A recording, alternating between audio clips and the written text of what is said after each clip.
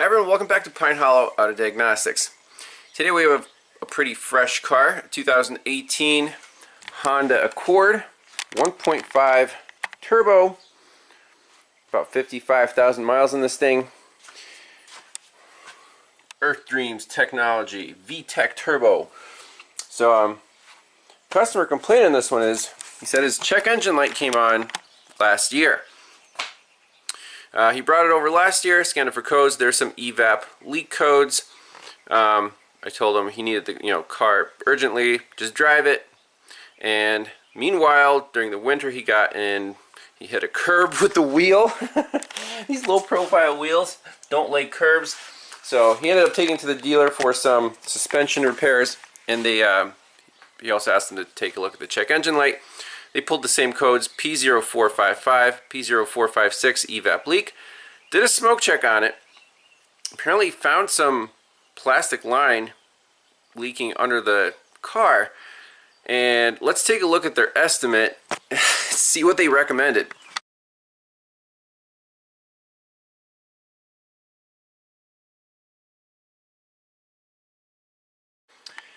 So I already did a pre-scan on the car. Sure enough, we have the same two codes currently. And right here, run smoke check. Found code 455, 456. Large and small EVAP leaks. Tech clear the code, remove the EVAP canister, smoke test the system, and found line from tank to EVAP tank has been chewed by something. Tech said it will need a fuel tank and strap. Fuel tank with plates. Estimate $1,100. Okay, does this thing really need a fuel tank? The owner says he never smells fuel vapors or anything bad. Just the check engine light's on. He's been driving it just fine for over a year. So we'll do that diagnosis first, and then the second customer complaint is, he said his air conditioning is not cooling as well as it did before, especially on the driver's side. The passenger side still seems to be pretty cold. Driver's side, not so much. So we'll do that for bonus footage, see if we can track down that problem. Alright, so before even touching the car, let's do a little bit of research. What is the system? What's the layout? What are the components? And right here, we have the diagram, fuel tank, EVAP canister. There's an EVAP canister vent shut valve, fuel tank pressure sensor, and the purge valve. So pretty classic layout. Simple, not like the Toyotas with all these vacuum valves and whatever. Just the standard system, so this should be fairly straightforward to diagnose. My strategy on these is usually use the scanner to bidirectionally close the vent shut valve, then take the smoke machine, disconnect the line here at the purge, and send smoke this way to fill the system, and then see if it's leaking anywhere. So that's going to be my approach here. Under the car, the canister should look like this. There's the vent valve, there's the fuel tank pressure sensor. Oh, that's the Mexico models, we don't care about that.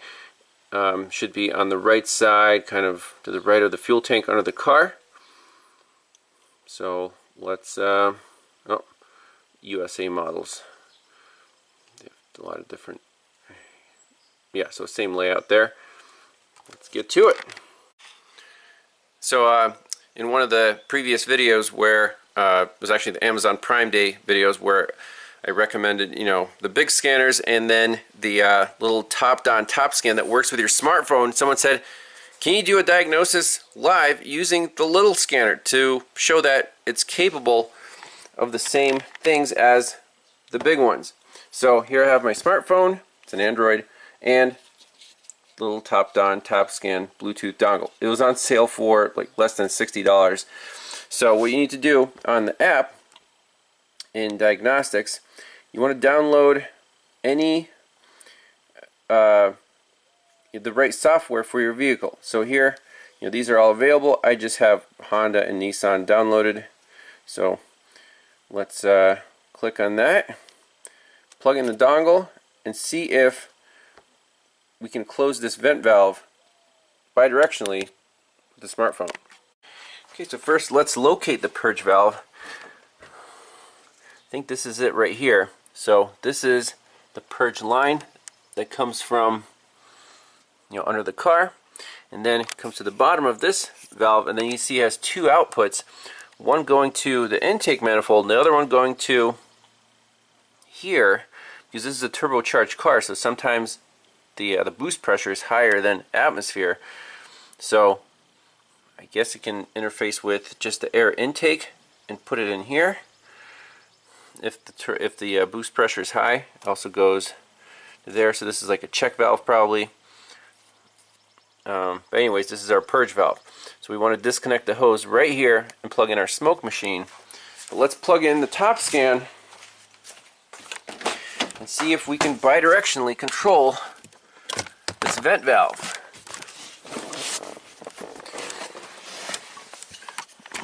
We can also do a full code scan just to see. Okay. See the capability here. Let me log in, continue. Okay, we got the green, it's automatic.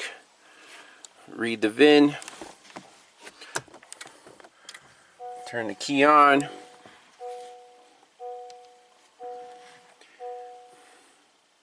There it is. Confirm. And we are USA. Decoding VIN. Perfect. Accord USA. Confirm. Auto scan.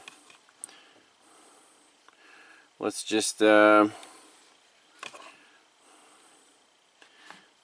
2. So it's pretty fast. It'll go through all whatever 30 modules. We'll see what the report looks like, and then go into the PCM. So this scan actually was about 4 times faster than the big scanner, because the big scanner tried to scan all the modules, the ones that weren't even there. This one just scanned the modules that are present, which is really impressive. So report name, you can enter whatever you want. Pre-scan, confirm, and here we go. So just 2 faults in the PCM. There we go, 455, 456. We'll save that. Successfully saved. And you can always access it later. You can click share. Send it wherever you want. This is awesome. Alright, so now let's just jump into PCM.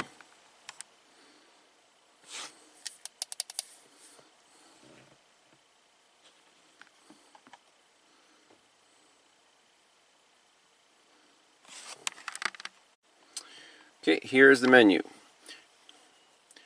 If you read DTCs, it should come up with the 455, 456. Okay. Data stream, active test, and special function.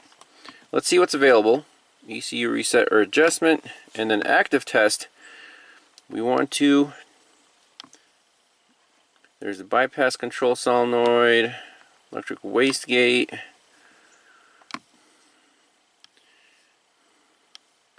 Where is the vent solenoid?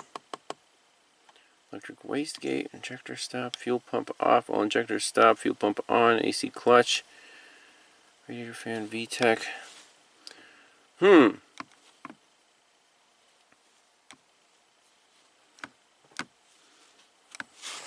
Well,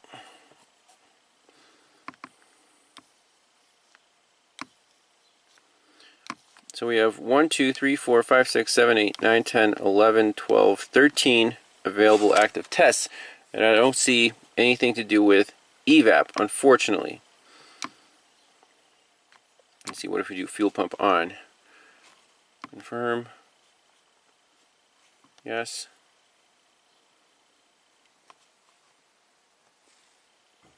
Yep, fuel pump comes right on.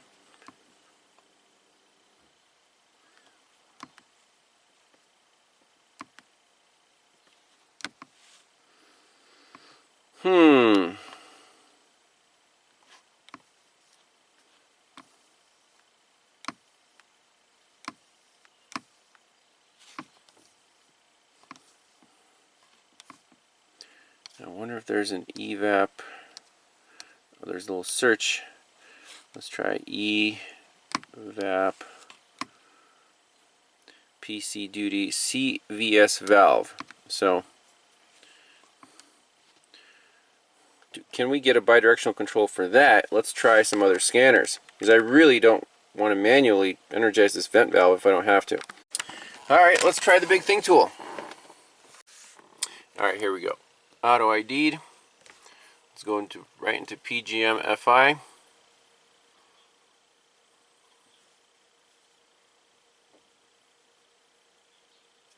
Okay. Actuation test. EVAP test. Let's see that. So okay, here we go. See, that's the difference between the big scanners and the little TopScan. TopScan is about 90% of the big scanners. In this case, it did not have the bidirectional control that we really wanted. So this one does. So we just want to do solenoid test. There it is, CVS or PCS, CPV. CVS is the vent valve. So we'll just do on,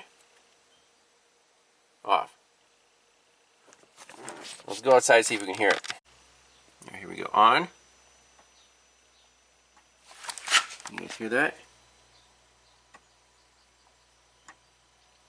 Okay, so we definitely have control of that. Now let's hook up the smoke machine, get some smoke going, push that, enable the valve, close it up, see where it's leaking. Alright, so here's the purge line coming from the canister. Got the OTC LeakTamer hooked up. And obviously, it's a good idea to keep a battery maintainer on the car because the key is on. Got the smoke machine on. And look, it's putting out 35 amps there. So with the key on, these new cars, they really consume some heavy current. And then the lights are on, you can't turn those off. So battery maintainer, TOPDON Tornado 90,000, must have for these key on diagnostic procedures. So we got full flow. Let's see if the smoke is pouring out. Yep, there it is. Right out of the vent. Okay, so now let's close this vent valve.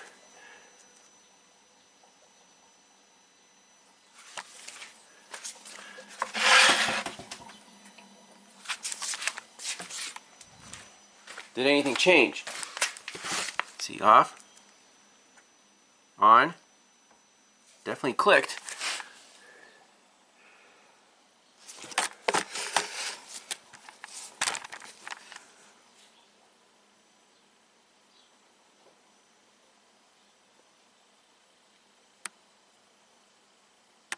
I don't know, it still looks like we have massive smoke leakage here. Still full flow, so we got to jack up the car, see what the heck is going on. Alright, we got the car safely jacked up on jacks and stands. Let's see, with the vent valve on, if we see anything interesting. So everything's covered in these aerodynamic shields. Where is the smoke? I have to pop some of these shields off because you really can't see anything. There's some nylon lines right there.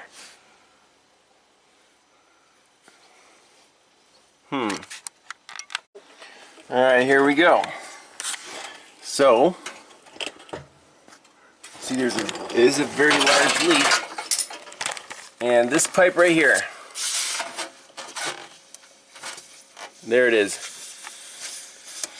They're absolutely, the dealer's right. That's the pipe that comes from the gas tank to the EVAP canister. How the... You have to replace the whole tank to replace that little pipe? There must be a better way. So here's that plastic line, and sure enough, at one of the ribs, there is the hole right there. So can we just repair it in this area? Maybe cut it off here and here and just slide a hose over it. Again, this is like 1 psi of pressure at most. So we just want an airtight seal with a hose that's stable with fuel vapors. Let me measure this outer diameter and see if we can find a hose, maybe eliminate this little rib piece with the hole in it. Alright, let's just chop this sucker off. Easy. So, I think silicone hose will do the trick here. Look how perfect that is. Nice seal. It's a little flared. Let me just cut it right there and shove this pipe in. It'll seal right around the ribs. Should be pretty much perfect.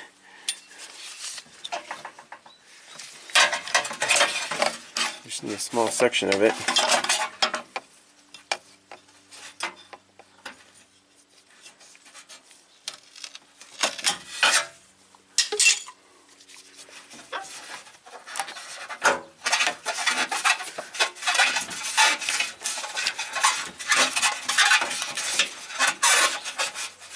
That's it. Too easy. So let's plumb this in and do another leak check, make sure there's 0 leaks. Alright, got the smoke machine going. Let's turn on the vent valve.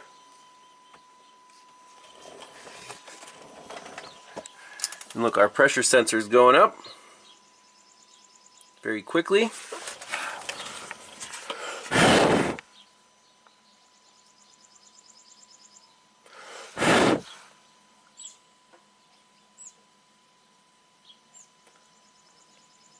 System's filling up with fume or with smoke.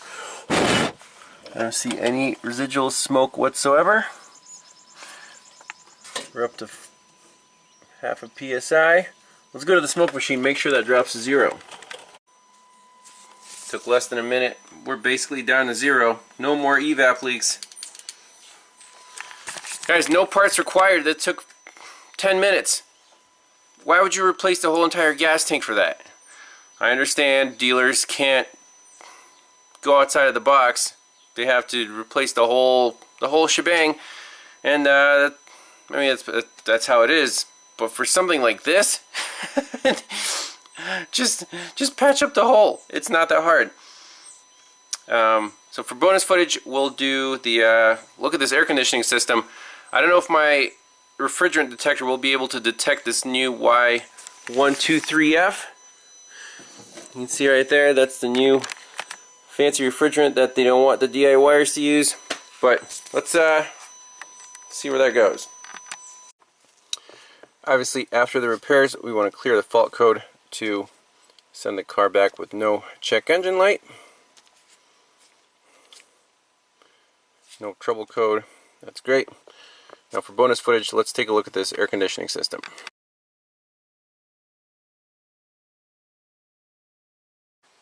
Alright, bonus footage. So for the air conditioning system, let's fire up the car. Turn the AC on. It's in low. Go like that. So it should be blowing out of here. Now, with the thermal camera, let's see what the difference is between the two vents.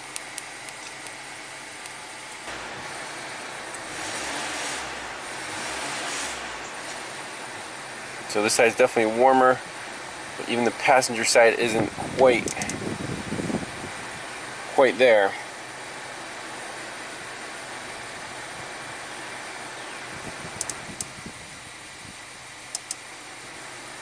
And when the customer came in, I heard behind the dash kind of a hissing sound. That is a classic sign of low refrigerant. So instead of liquid refrigerant on the high side coming through the expansion valve, it's turning to gas before it even gets there, and that's why you hear the hissing. So classic low charge scenario. Question is, where is the leak in the system? Because I mean, the car is what, 6 years old, and it's blowing lukewarm air out of the side vent. 28 degrees here, about 20 here.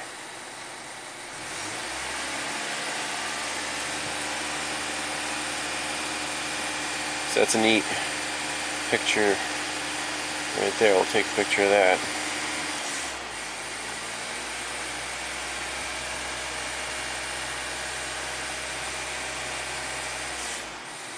do a little research. Are there common leaks on these Hondas, Honda Accord models?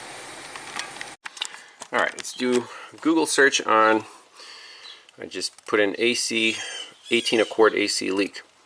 Here's the first hit. Honda quality is going downhill. Uh-oh. 46,000 miles, 3 years old.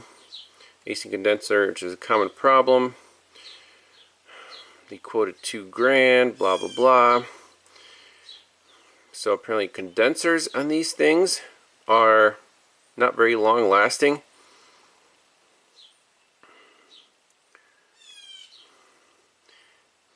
It's discontinued. Just a typical story. It doesn't matter what brand it is. These days it's really a crapshoot. So this guy said AC condensers leaking everywhere. Condensers from 2018 are effective, and then someone posted, hey, there's a service bulletin. So I found that on AllData. Let's see what he says. 18 to 20 Accord AC condenser. And warranty extension covers vehicles that have a defective AC condenser from the factory. AC condenser is not manufactured to specification. Corrosion may develop in the form of tiny holes in the condenser tube walls that allow the refrigerant to leak out. Crazy. This does not apply to any vehicle that has a leaking condenser due to foreign object damage. Corrective action. If there is a leak caused by corrosion, replace it. Can we use the R134 detector to detect this new Y1234? Let's give it a shot, do a quick visual inspection. Alright, so here's my sniffer. First I want to see, does it even detect this Y1234A?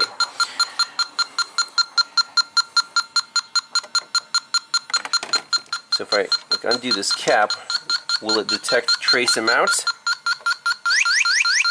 It does.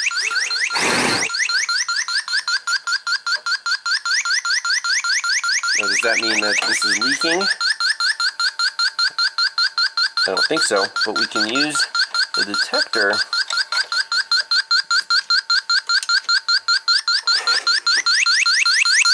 to detect this refrigerant. It will work.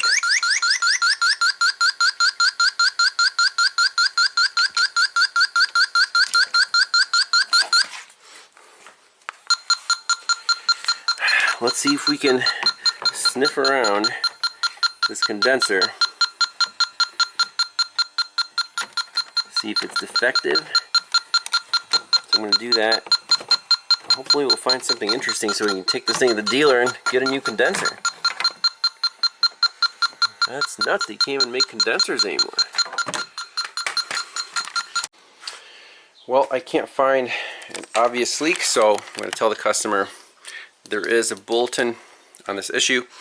Go to the dealer, it's obviously low in charge, have them at least recharge it, see what they can do about the bulletin, maybe get a new condenser, but yeah, he'll keep me updated on what happens there.